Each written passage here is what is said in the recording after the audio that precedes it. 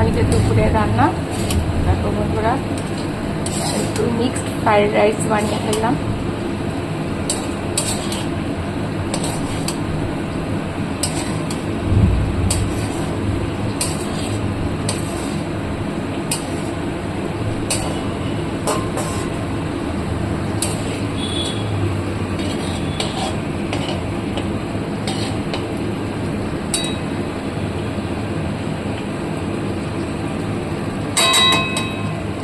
তার সাথে chilli chicken.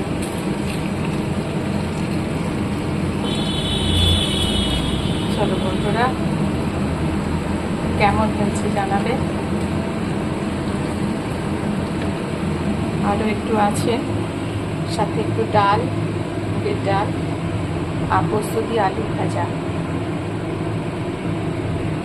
এই হচ্ছে আজকের মেনু।